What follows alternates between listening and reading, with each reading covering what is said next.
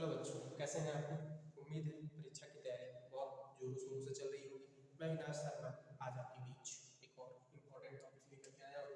जैसे कि हम लोग ने नरेशन के बारे में पिछले लास्ट 2 वीडियो में हमने देखा कि किस तरीके से नरेशन का रोल था और किस तरीके से कौन सा सेंटेंस किसमें बदल रहा था। तो उसमें से कुछ रह गया था जिसमें हम लोग को आज देखना है कि कौन सा सेंटेंस किसमें परिवर्तित होता है।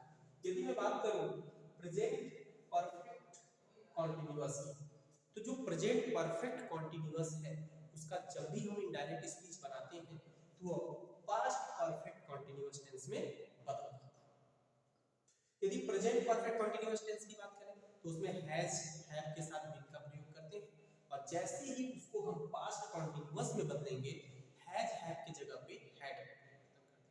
और जैसे कि हमने देखा एक सेंटेंस है मोहित सेड टू, रूल में मैंने पहले ही बताया था कभी कि जैसे ही सेड टू आएगा और सेंटेंस हमारा असर्टिव सेंटेंस है तो उस कंडीशन में इसको हम लोग बदल देंगे टोल्ड में, यानी हमारा हो जाएगा मोहित टोल्ड, मोहित टोल्ड रोहित।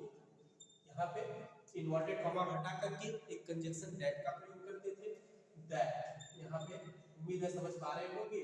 और रिपोर्टेड स्पीच का जो सब्जेक्ट है वो प्रोनाउन आई है जो किसके अकॉर्डिंग बदलता है, स्पीकर के अनुसार, और स्पीकर यहाँ पे मोहित है, लड़का है, तो ही हो जाएगा यहाँ पे। और फिर वही कंडीशन देखिए यहाँ पे हैव का प्रयोग किए हैं हम, तो हैव की जगह पे हैड का प्रयोग कर लेंगे।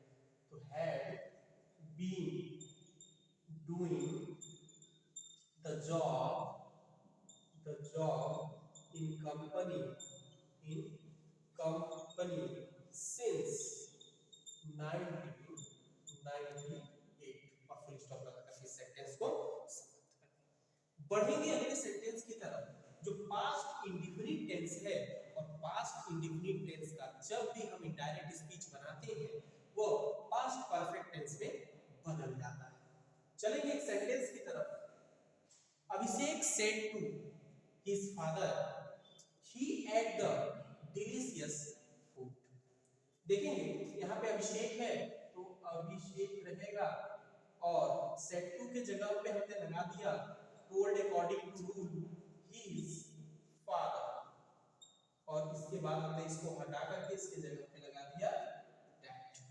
क्योंकि इसका जो प्रोनाउन है वो ऑटोमेटिक जो है ऑलरेडी ही थर्ड पर्सन है जिसमें कोई परिवर्तन करना नहीं है, तो ही हो जाएगा। क्योंकि परफेक्ट टेंस में बदल रहे हैं तो इसका हेल्पिंग वर्ब हैड हो जाएगा, और ईट का सेकंड फॉर्म एट होता है और एट का सेकंड फॉर्म ईटेन हो जाएगा।